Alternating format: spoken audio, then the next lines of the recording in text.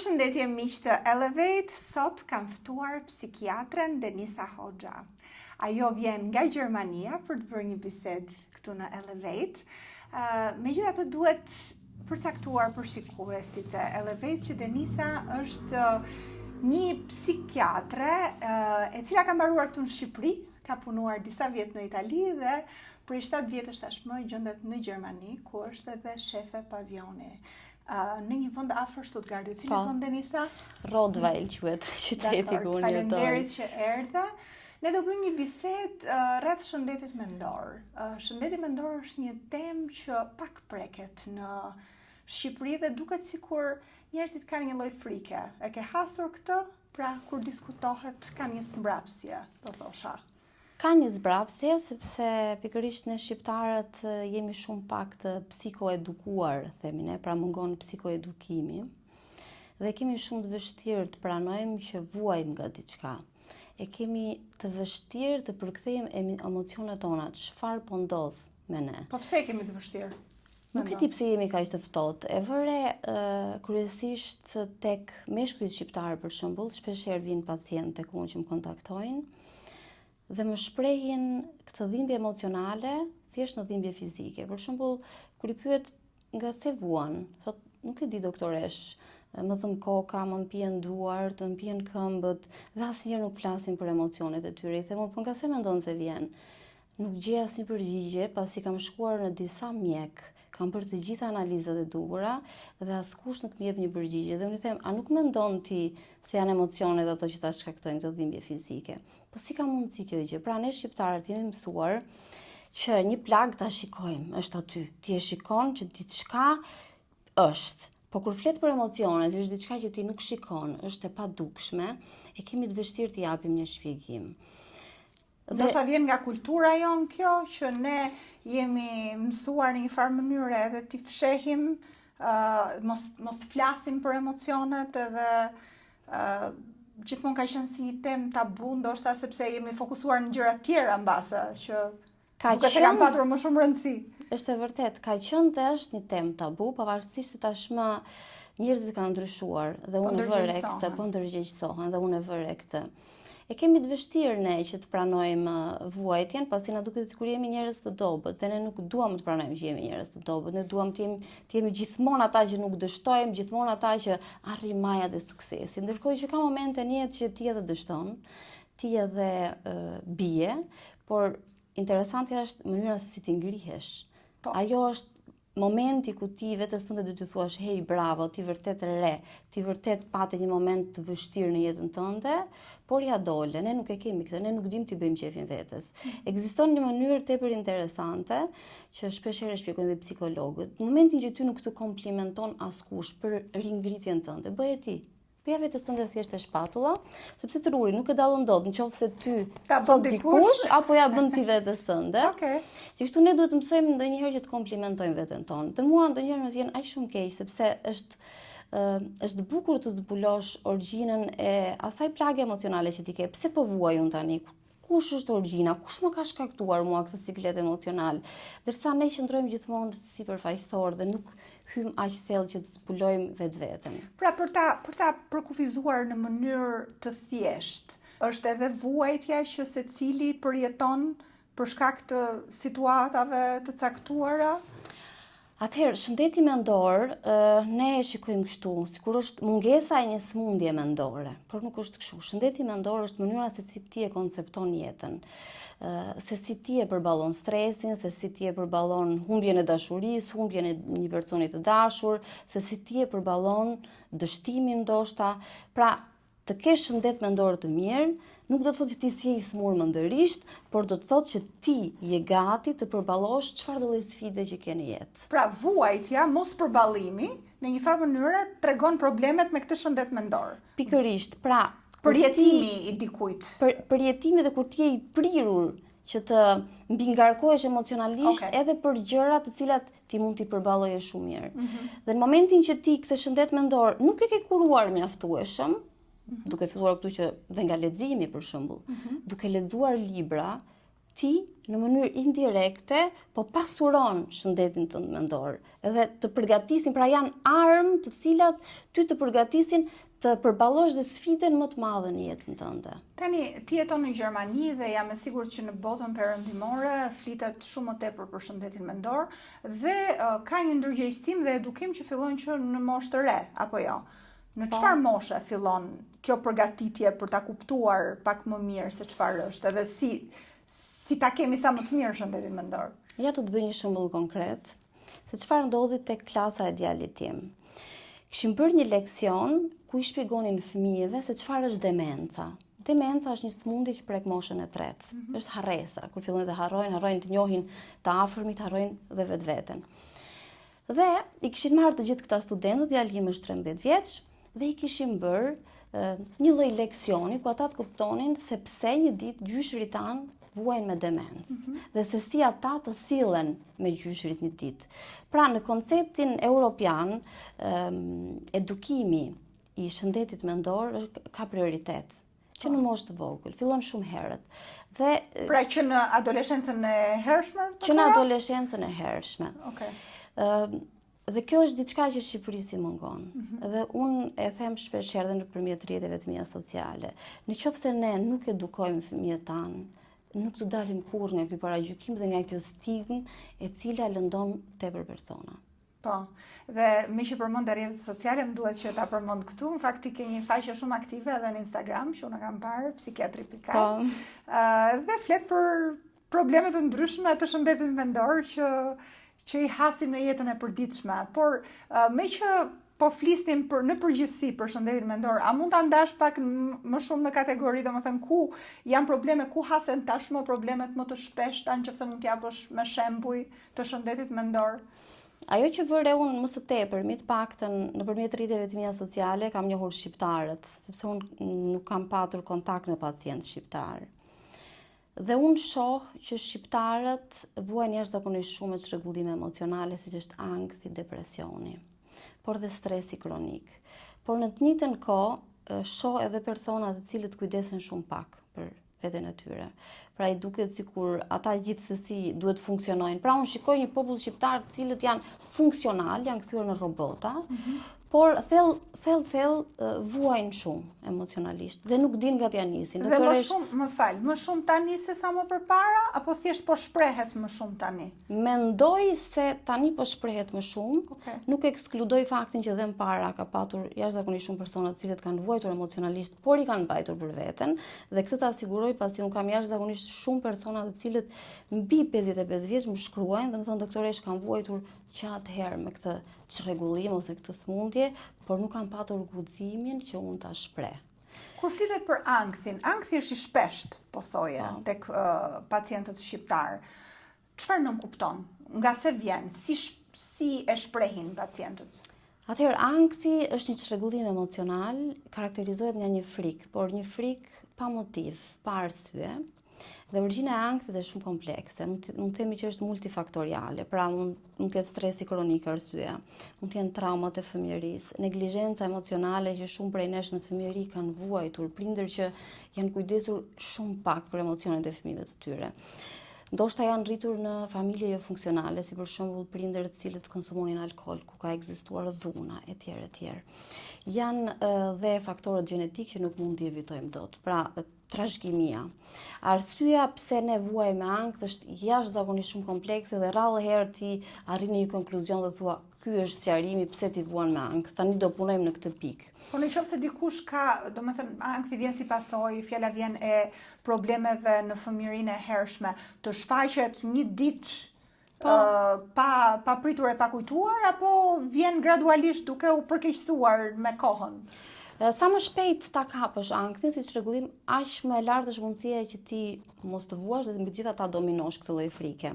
Por shikoj se është tepër interesante dhe pyetja jote është shumë e vlefshme. Ka persona që pa pritur në jetën e tyre kanë arritur gjithçka.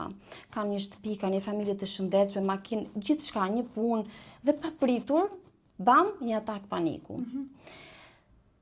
Ndërkohë që ti bën trajtime psikoterapeutike ose psikoanaliste të këtyre personave, këta të japin një shpjegim që doktoresh është e vërtet që gjatë gjithë jetës time unë kam ndjerë këtë lloj ankthi.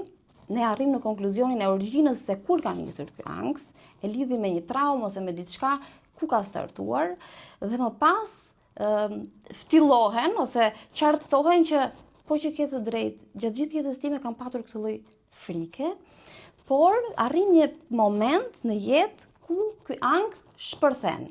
Pse ndodh kjo? Sepse trupi flet.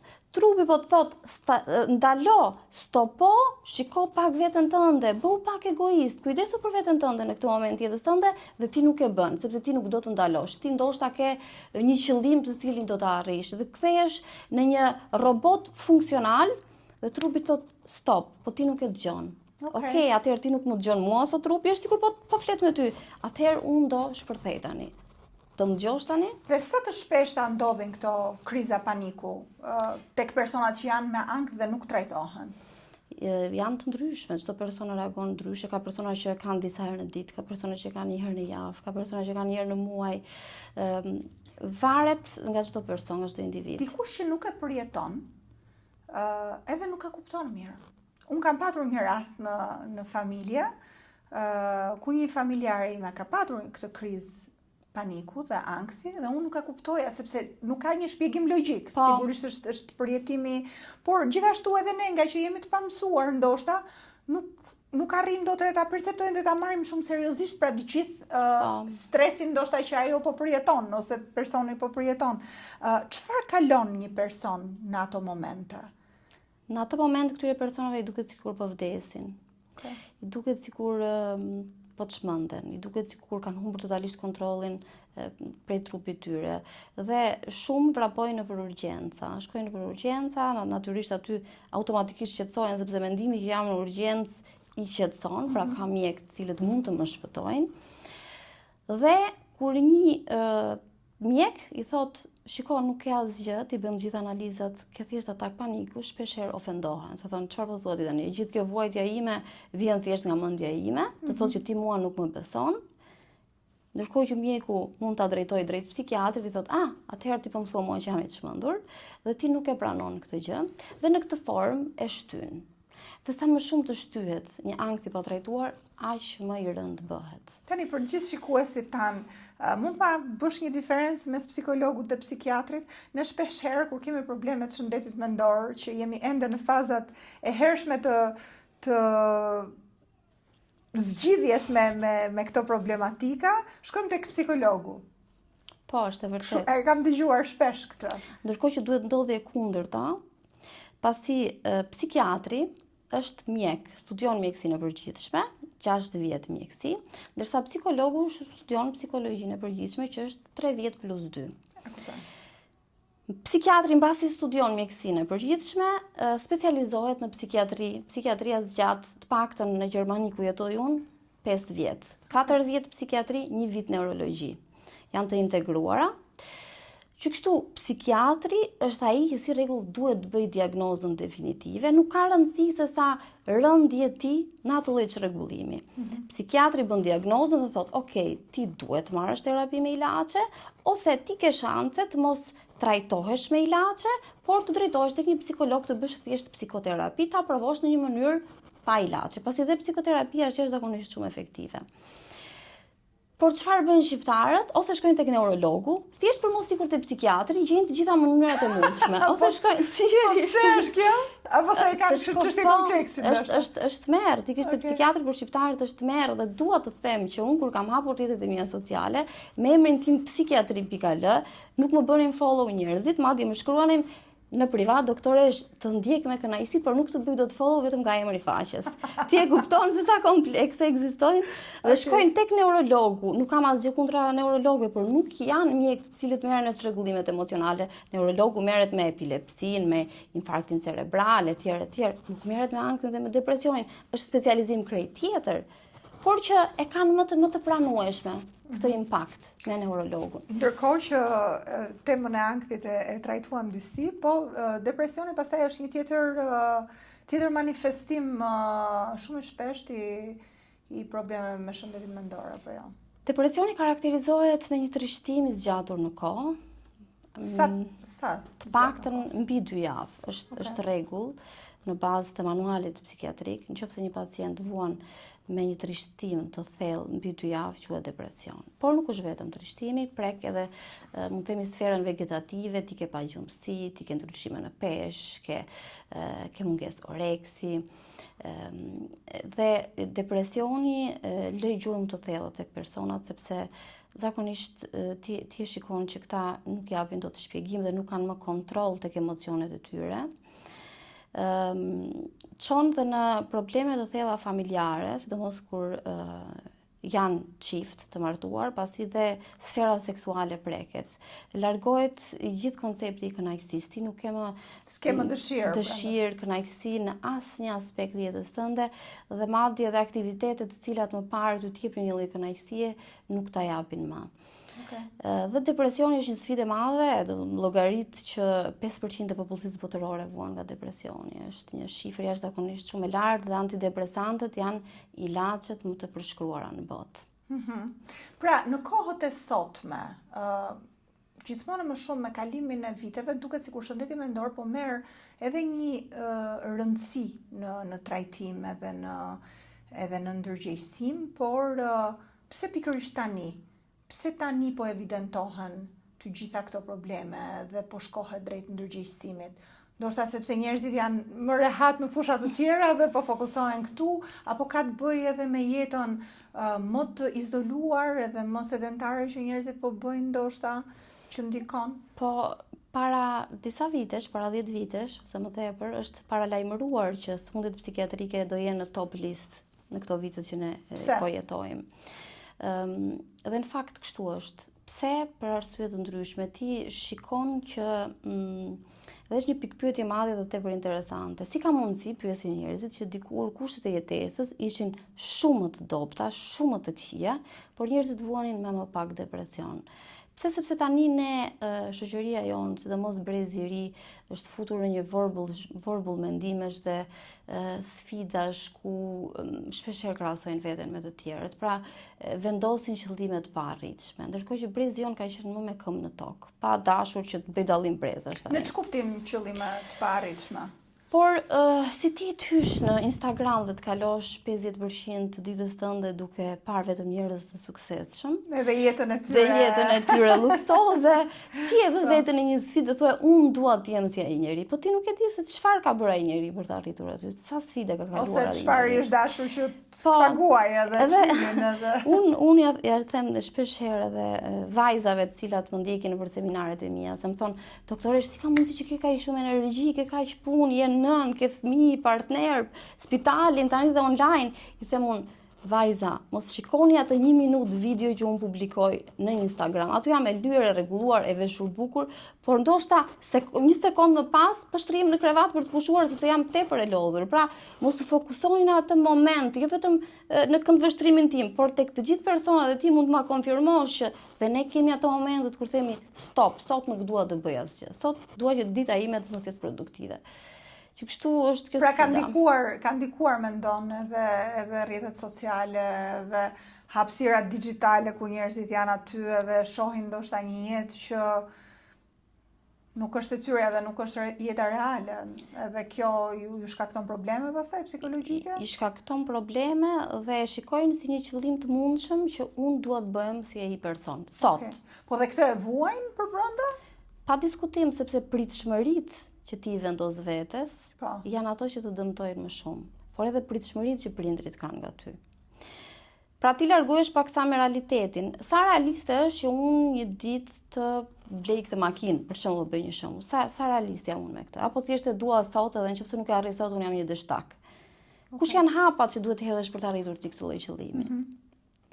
Dhe kush problemi? Që duke menduar kështu shkoj në një vetë shkatrim, vetë sabotim. Ti saboton veten tënde dhe përkufizon veten tënde, po sa arrit këtë, ti je dështak. Dhe heqin dorë. Dhe kur vin tek ti, domethënë me probleme të ankthit, depresionit, çfarë a ka diçka tjetër, ka një zhanër tjetër të smundjeve mendore që Vlen për t'u përmendur? Po, shko, unë punoj kryesisht me sëmundje psikiatrike që janë skizofrenia, çrregullimi bipolar, ka dhe disa çrregullime personaliteti, si është çrregullimi borderline që është problematik, ndoshta në një repart akut ku jam unë vijnë shpeshherë dhe raste me vetvrasje. Pra, psikiatria e vërtet është kjo që unë jetoj në punën time në spital. Pastaj më tepër online tematizohen tema si anksi dhe depresioni. Sepse janë më të shpeshta. Janë më të shpeshta, por edhe ti ke mundësi që ti ndihmosh me një fjalë nëpërmjet Instagramit ose platformave të ndryshme. Ndërsa një pacient që ka një skizofreni, si do ta ndihmosh ti duke bërë një video nëpër rrjetet sociale? I vetmi person që ti mund të ndihmosh ndoshta janë familjarët që po kujdesen për këtë pacient që ka skizofreni, ku ti i informon se si ndoshta të sillen me të. Por që sëmundjet psikiatrike në realitet janë sfida më e madhe për psikiatrin. Okej. Megjithatë, ndërkohë edhe ka shumë informacion, ka shumë ndërgjegjësim se si të punosh me veten dhe se si ta ruash shëndetin mendor dhe si të punosh me veten që ta kesh në formë sa më të mirë shëndetin mendor. Prap vihet re se gjithmonë më shumë janë bërë problematike edhe vetvrasjet tek moshat e reja. Pse ndikon kjo? Edhe kjo është, besoj, një shembull direkt që vjen nga problemet e shëndetit mendor. Vetvrasja shikohet për disa persona si zgjidhje dhe vjen si pasojë e humbjes së theksuar të shpresës në rastin e depresionit. Pra, një nga simptomat kryesore të depresionit major, ai më i agravuari, është humbja e shpresës. Ti nuk shikon më të ardhme, nuk shikon më veten tënde në një të nesërme. Por që vetvrasja është një argument tepër kompleks. Pasi mund themi që është veprimi ku ty nuk t'jep më hapësirë për t'u penduar, sepse tashmë e bërë edhe shpeshherë nga psikiatrë të ndryshëm përkufizohet si gjesti më egoist që mund të ekzistojë, sepse ti, lë dikë pas, por çfarë i ke shkaktuar? Dhe një nga pyetjet që ne i bëjmë pacientëve në anamnezë është kjo: a ka patur në familjen tënde dikush që është vetë flijuar? Pse e bëjmë këtë pyetje? Pasi në momentin që ti ke dikë që ka bërë këtë gjest, të lë gjurmë brez mbas brezi. Dhe një dëm psikologjik të jashtëzakonshëm ku ti e ke të vështirë të penetrosh dhe të ndihmosh këta njerëz mendërisht. Po tek brezi i ri, edhe tek moshat e reja, a është bërë problem shëndeti mendor tashmë nëpër shkolla, tek adoleshentët dhe prindrit që nuk janë hasur me këto probleme më përpara ose nuk e kanë këtë know-how edhe nga prindrit e tyre, si duhet ta dallojnë tek fëmijët nëse ka probleme të tilla? Është shumë e vështirë, pasi adoleshentët kanë edhe ndryshime të mëdha hormonale. Dhe ti nuk e kupton, vjen si pasojë një ndryshimi hormonal apo vjen si pasojë e një depresioni të mundshëm. Dhe duhet thënë që para pak kohësh po merresha me një studim në Gjermani, mund të them që 1 në 5 adoleshent në Gjermani flas, sepse në Shqipëri nuk ka statistika, dihet, nuk kujdeset njeri për këto. 1 në 5 adoleshent fillon dhe shfaq shenja depresioni. Kush janë këto? Tek adoleshentët është e vështirë ta kuptosh si psikiatër, pasi ata nuk t'i shprehin dot emocionet, por i shprehin me sjellje, ndryshojnë sjelljen, janë më agresiv, janë më të tërhequr nga ana sociale. Ka adoleshentë të cilët vuajnë aq shumë ankth, nuk duan më të ikin në shkollë, evitojnë shkollën. Ka adoleshentë që nuk shkojnë më absolutisht në shkollë dhe ka prindër që thonë nuk di se si ta çoj fëmin tim nga krevati, që ta shoqëroj në shkollë, që është një detyrë e çdo adoleshenti. Pra prindërit duhet të shikojnë pak a shumë ndryshimin e sjelljes tek fëmijët, pra nëse nuk sillet si gjithmonë. Mos prit asnjëherë që një adoleshent thotë, "Ma, un kam depresion." Sigurisht. Sepse ata nuk dinë të shpjegojnë emocionet e tyre. Por ti e shikon një ndryshim drastik dhe mbi të gjitha familjet të cilat janë jo funksionale, duhet kuptojnë që tek fëmia e tyre mund të shkaktojnë një depresion të mundshëm. Duhet të jemi shumë të kujdesshëm. Të paktën fëmijëve t'i mundsojmë një ambient familjar komfortabël, pra që t'jetë i rehatshëm, që ata të ndihen vetvetja, që të kenë mundësinë të shprehen lirshëm. Prindrit në moshën tonë të paktën ne jemi shumë të hapur, ne flasim me fëmijët tanë gati çdo ditë, kujdesemi edhe për emocionet e tyre. por që nuk e bëjnë fatkeqësisht gjithë prindërit këtë gjë. Duhet të marrim më tepër kohë në komunikim të paktën. Në kohët e sotme, divorci është bërë diçka thuajse e zakonshme, për fat keq, dhe nëse më përpara familjet shqiptare ishin raste të rralla që haseshin me këtë problem, tani gjithmonë më shumë. Si ndikon tek fëmijët kur janë në një moshë më të vogël dhe pastaj në një moshë pak më të rritur? Unë mendoj dhe e them hapur, nuk është divorci problemi, por mënyra se si divorcohen.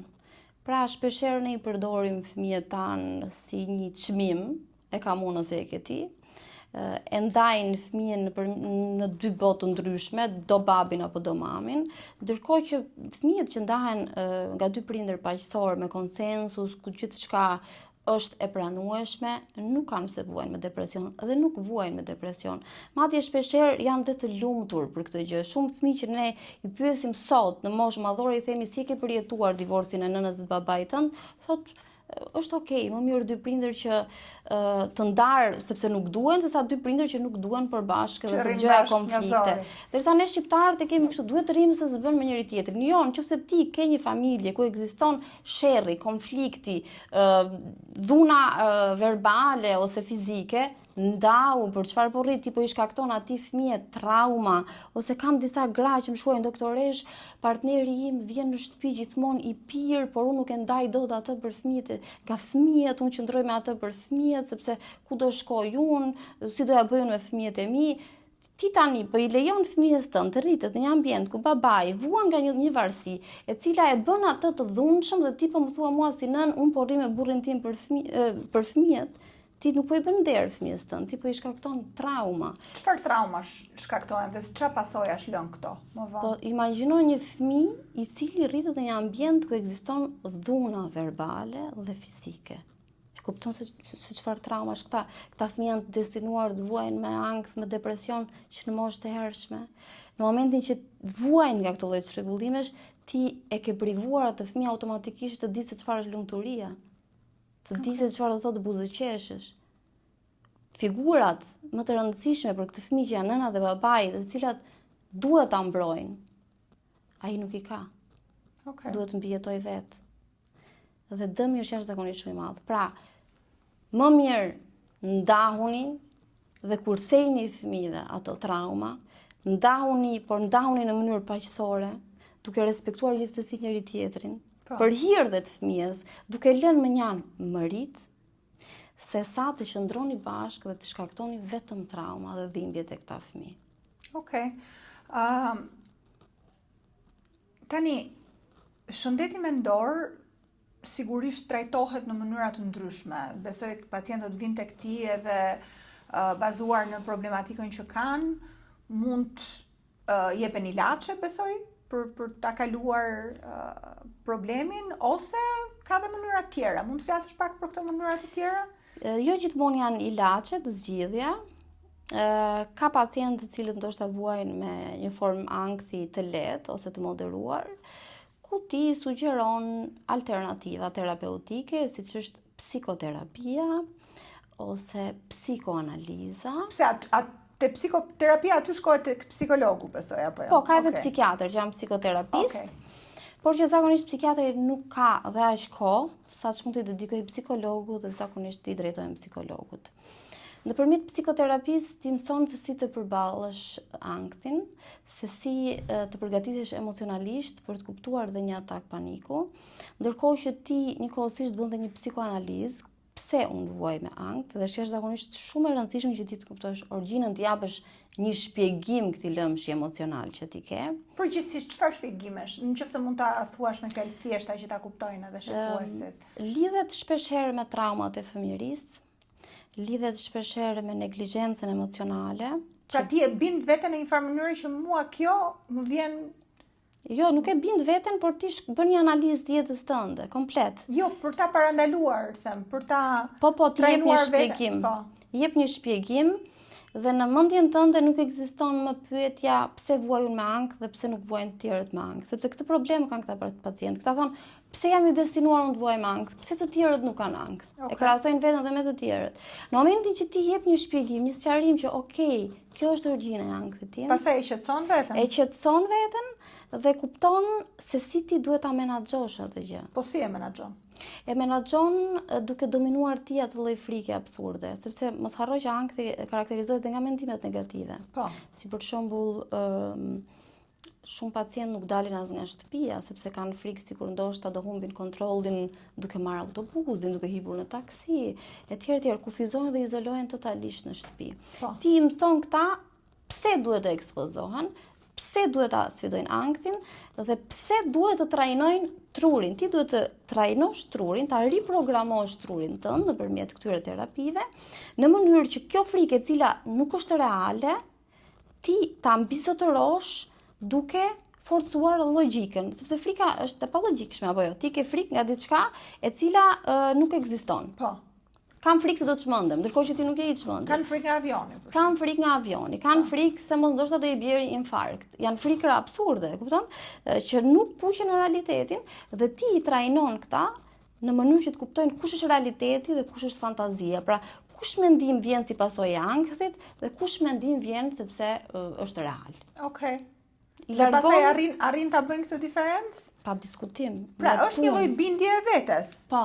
Që i thua vetes kështu se Është një punë shumë e madhe Okej. që duhet të bëjnë. Edhe kjo i mungon shqiptarëve, kujtojnë sikur ekziston formula magjike nga sot nesër të kalojnë ankthin.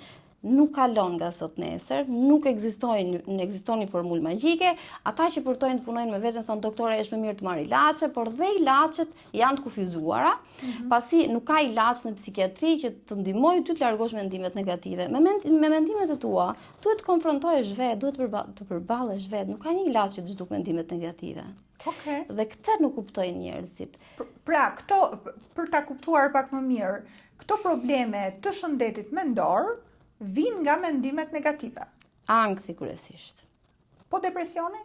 Depresioni është trishtimi, pra. Po pra, po a vjen gjithashtu nga mendim negativ? Jo, depresioni jo. Depresioni është lidhur me humbjen e shpresës. Është një koncept krejt tjetër. Të dy janë çrregullime emocionale. Imagjino ti një person i cili nuk ka dëshirë të zgjohet nga gjumi në mëngjes, i cili nuk ka dëshirë të lajë dhëmbët, të krej kokën, të dali nga shtëpia, të vishet bukur, pra një person që nuk do më të jetoj është një person që ka depresion. Flitet shpesh dhe është bërë gjithmonë temë e nxehtë, edhe postpartum depression, pra depresioni pas lindjes. Çfarë është? Karakterizohet nga të njëjtat shenja që po diskutonin përpara për depresionin? Po, por ka disa veçanti. Zakonisht kultura shqiptare për dhe botërore është që ne të presim që një nën të jetë patjetër e lumtur pasi sjell në jetë një fëmijë. Po. Por nuk ndodh tek të gjitha nënat kjo gjë. Unë vete kam vuajtur depresionin postpartum kur më lindi vajza dhe aty e kuptova se çfarë do të thoshte. Pra ti nuk ndjen lumturi, por ke edhe një mungesë emocionale kundrejt fëmijës. Pra ti nuk arrin të lidhesh me këtë fëmijë emocionalisht, siç do dëshiroje. Dhe pra ti ke mendim me bobo mu shkatrua jeta tani, për shembull. Mu shkatrua jeta ose ke ndjenja faj duke thënë pse nuk e dua unë fëmijën tim. Unë fëmijën tim duhet ta dua. Pse nuk po ndodh kjo tek unë, siç ndodh me nënat e tjera. Por ka dhe diçka tjetër, shumë nëna kanë mendime obsesive, të cilat i çon ato të mendojnë, mos ndoshta do i bëj keq fëmijës tim. Mos ndoshta do e mbys, do më kaloj mendja dhe do ta mbys, do ta lëndoj, do ta dëmtoj fëmijën tim. Dhe i mendojnë këto. I mendojnë këto dhe hyn në depresion, do të thonë, pse unë jam unë nën kaq e keqe të mendoj sikur do mbys fëmijën tim? Po sikur të më kaloj mendja mua, të më kontrollin e trurit tim dhe ta bëj vërtet këtë gjë. Tani, a arrin ta dallojnë vetë gratë që po kalojnë këtë depresion postpartum, apo duhet ja dalloj dikush tjetër në rastin që nuk e dallojnë dot vetë? Kush është e mirë informuar e dallon dhe kërkon ndihmë. Kush nuk është e mirë informuar thollohet akoma më tej në depresion, pasi ndjenjat e fajit që ti zhvillon kundrejt fëmijës tënd rriten. Dhe ti e bën veten një nën të keqe, një nën që nuk do fëmijën e saj, një nën që ka mendime obsesive sikur do t'i bëj dëm fëmijës saj, dhe gjithçka agravohet. Tani, po koha pas lindjes nuk është shumë e gjatë. Ty të duhet të jesh nën, të duhet që të kujdesesh për fëmijën, të kujdesesh ndoshta edhe për gjëra të tjera, për shtëpinë edhe për familjen. për sa kohë kalon kjo periudhë dhe sa shpejt duhet kërkosh ndihmë? Dhe nëse kërkon ndihmë, a duhet dikush tjetër që të vi dhe të kujdeset për fëmijën ndërkohë që ti merr ndihmë, apo thjesht e bind veten që gjërat do të përmirësohen shpejt? Ajo është idealja kur ti ke dikë që kujdeset e për fëmijën tënd, dhe ndërkohë ti mund të kujdesesh për shëndetin tënd mendor. Por nuk ka një kohë për të përcaktuar. Për shembull, shumë psikolog mendojnë se depresioni postpartum ndodh brenda 2 muajve mbas lindjes. Jo. Një depresion postpartum mund ndodhet edhe mbas 1 viti pas lindjes. Nuk është koha ajo që e përcakton. Deri kur quhet depresion postpartum? Deri në 2 vitet e para mbas lindjes së fëmijës. Okej. Dhe këto nëna duhet të mësojnë që këtë lloj ndihme nuk e kërkojnë vetëm për veten e tyre, por edhe për fëmijën. Pasi në momentin që ata fillojnë ndihen mirë vetë dhe fëmia ndihet mirë. Si duhet ta dalloj bashkëshorti që gruaja nuk është në rregull? Atëherë, bashkëshorti e shikon që kjo grua ka diçka që nuk shkon. Dhe ti duhet fokusohesh kryesisht tek emocionet ose tek lidhja që ajo ka me fëmijën. Ekziston një teknikë tepër interesante se si ne e kuptojmë këtë. Ne filmojmë nënën me fëmijën për gjysmore, i lëm ato në një ambient të zakonshëm në shtëpinë e tyre dhe i filmojmë. Nëpërmjet këtij filmimi ne vëmë re çfarë lidhje ka nëna me fëmijën, është e afrueshme, buzëqesh, loz me të duke i ndryshuar panolinën etj. Mbasi shikojmë këtë filmim, ja tregojmë nënës dhe i themi: e shikon që ti nuk ke kontakt viziv me fëmijën tënd, ose ti je shumë e ftohtë në raport me fëmijën tënd. Dhe i japim një lloj edukimi se si ajo të fillojë të afrohet me fëmijën e saj, sepse fillojnë dhe nkurojnë, pastaj është ky lloj bllokimi ku ti je si e ngrirë kur kujdesesh për fëmijën tënd. Dhe bashkëshortët duke vëzhguar e vënë re këtë gjë. Nuk është shumë e vështirë, është thjesht sa interesuar je ti që ta bësh këtë gjë. Okej, interesant. Denisa, bëj një krahasim mes pacientëve në Gjermani që ti has edhe ata që ke kontakt edhe të kërkojnë ndihmë nga Shqipëria. Si jemi ne në raport me perëndimin si shoqëri shqiptare? Jemi shumë më pak të hapur ndaj vetvetes. Duket sikur ne nuk duam ta zbulojmë veten tonë. Sikur duam ta groposim diku aty, nuk dua t'ja di për atë që un kam qenë dhe jam, dua të thjesht të jem mirë tani. Dhe ndryshe nga të huajt, ne kemi këtë presionin, dua të shërohem nga sot nesër. Nëse s'ma ofron këtë gjë, un nuk e bëj fare. Un besoj dhe i them të gjithë personave, nëse ti vuan me ankth, nuk ka gjë më të bukur në këtë rast sesa ti të investosh kohën tënde për të zbuluar vetveten. Është një moment ku ti duhet ta marrësh për veten tënde. Pse nuk e bën këtë gjë? Mos e shiko si një sfidë ku ti duhet të shtypësh një buton të bëhesh mirë nga sot nesër. Sa vite ke ti që vuan me ankth dhe si mundem unë si specialist të bëj këtë që ta kalosh brenda ditës? Është diçka e pamundur. Pra krahas seancave të psikoterapisë dhe mjekimeve dhe çfarë mund të bëj gjithkush nga ne për të kujdesur për shëndetin e mendjes, sepse për shëndetin fizik dhe besoj që duhet ta trajtojmë në të njëjtën mënyrë, sepse për shëndetin fizik kemi filluar gjithashtu të ndërgjegjësohemi, shkojmë në palestër, kujdesemi për ushqimin, ndërkohë për shëndetin mendor nuk e bëjmë këtë gjë. Me se mund ta ushqejmë mendjen pozitivisht. Po edhe truri mund ta krahasojmë shumë mirë me një muskull, duhet trajnuar. Ti nuk shkon nga sot nesër në palestër të bësh muskuj, e njëjta mënyrë edhe me trurin. Pra, të lexosh libra, të bësh meditim.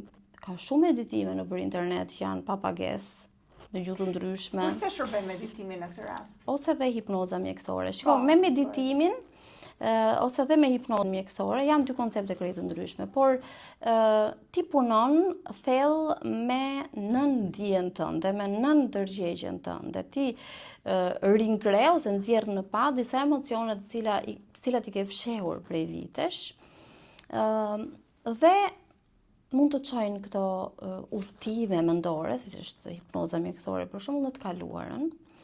Ti punon në fakt me hipnozën mjekësore. Po, hipnoza mjekësore klinike është një praktike e cila përdoret jashtëzakonisht shumë në Europë. Unë vetë kam qenë skeptike në fillim, thoja tani unë nga psikiatre do bëj hipnozë. Ma shpjego pak për ta kuptuar pak më mirë.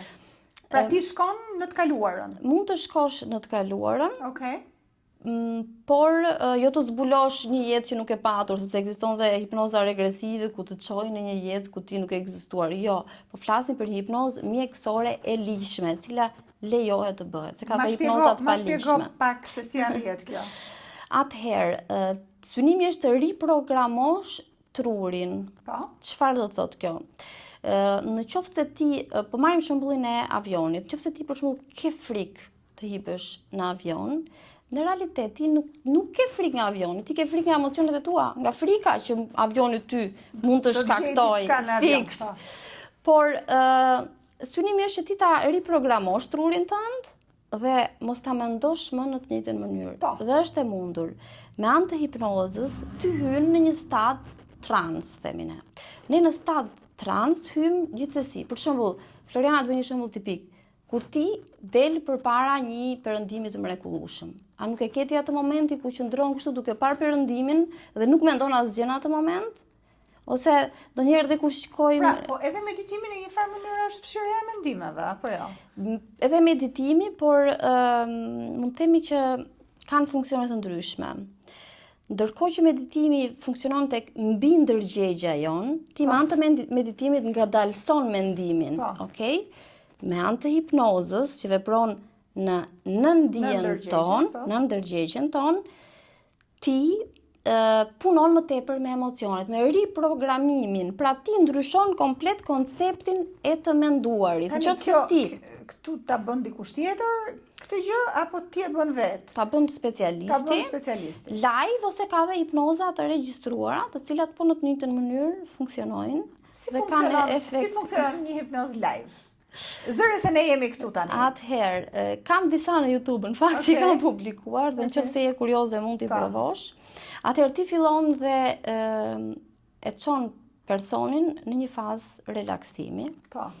Mund të qëndroj ulur ose shtrirë, është një zgjedhje personale. Unë zakonisht këshilloj që të qëndrojnë ulur, sepse duhet të kenë dhe kontrollin tek trupi i tyre.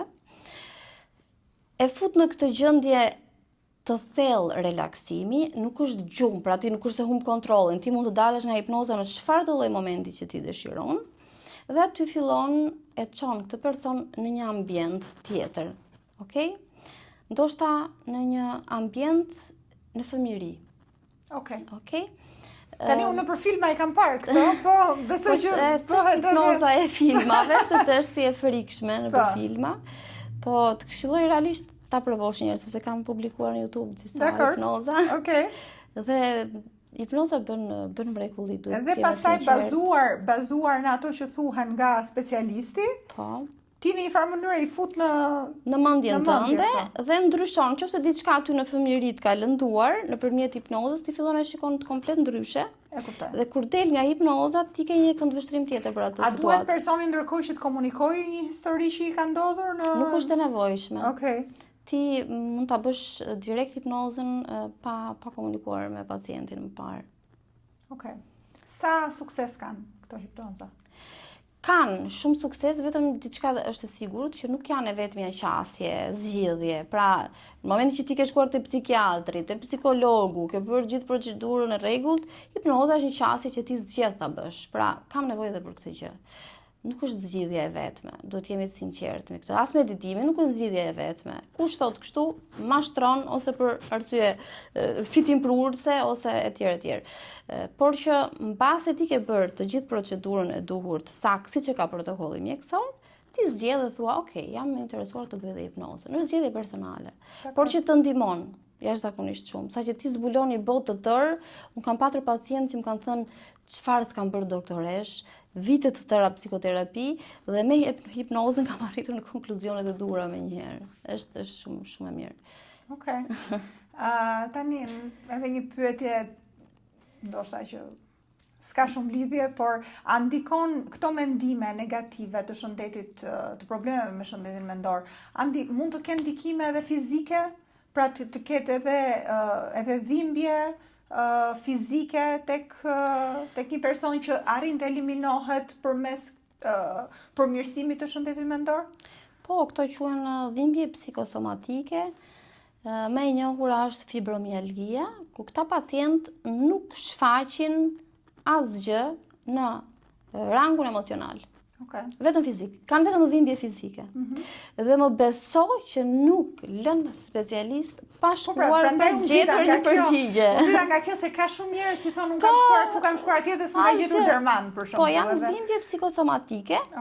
Ku në momentin kur këta pacient marrin antidepresant, janë disa antidepresant të veçantë, të cilët ndikojnë dhe tek ndjeshmëria e dhimbjes, fillojnë të ndihen shumë më mirë.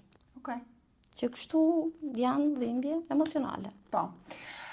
Tani, sigurisht që duke shkuar tek specialistët edhe duke u kujdesur në këto mënyra që ti përmonde, ka përmirësim të shëndetit mendor, por vetë për ta mirë mbajtur shëndetin mendor, çfarë sugjeron tek njerëzit që nga mosha më e re për të kujdesur për veten?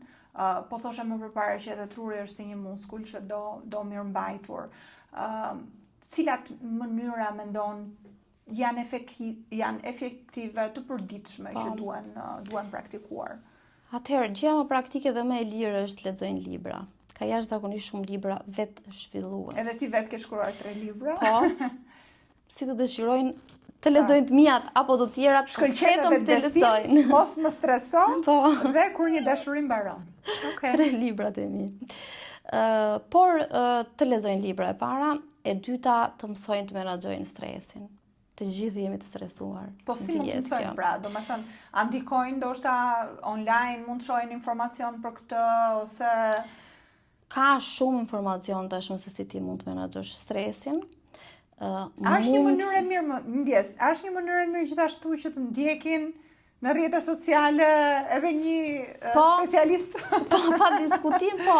Por të ndjekin specialistët të cilët janë specialist, pasi tashmë rrjetet sociale ofrojnë edhe jo specialist që nuk janë specialist, jemi të sinqertë. Duhet unë vetë, në periudhën më stresante të jetës time, kam bërë një trajnim se si të menaxhoja stresin. Edhe mbasi e vëra, fillova ta praktikoja. Avash sepse është e pamundur nga sot nesër ti të ndryshosh rutinën tënde. Dhe ai trajnim më ka frymëzuar që të shkruaj librin Mos më streso, sepse thash treqi e mori. Mjaftonte një trajnim që unë qetësoja Denisën, e cila vetëm vraponte. Mësova të vija frena jetës time, të isha më praktike, të ndaja prioritetet, të mësova dhe të them jo. Që kështu lexoni, bëhuni pjesë në për trajnime, ka plot tashmë në shqip, në gjuhë të ndryshme, s'ka rëndësi. Shko tek një specialist i cili ty të mëson se si të dalësh nga kjo rutinë kaq stresante, sepse stresi në thelb është një nga shkaktarët kryesorë në ditët e sotme të një gjendje ankthi ose depresioni. Thonë që edhe të qenit në natyrë dhe të kaluarit kohë në natyrë ndihmon shumë me largimin e stresit. Mund ta konfirmosh këtë? E konfirmoj dhe është fatkeqësi e madhe që jemi larguar nga natyra.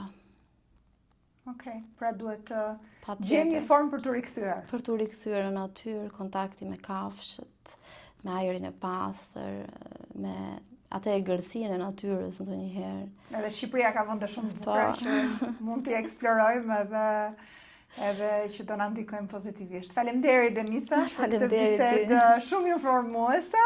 Bisedë parë, ndoshta do të kemi edhe të tjera, por që mendoj që ka ardhur momenti që të gjithë të ndërgjegjësohemi, të gjithë ta kuptojmë se cilat janë problematikat edhe ta marrim me guxim gjithçka që ka të bëjë me shëndetin mendor edhe aty ku na duhet ndihmë, të shkojmë të kërkojmë ndihmë. Kërkoni ndihmë dhe mos e vrisni mendjen se çfarë mendojnë të tjerët. Faleminderit. Faleminderit.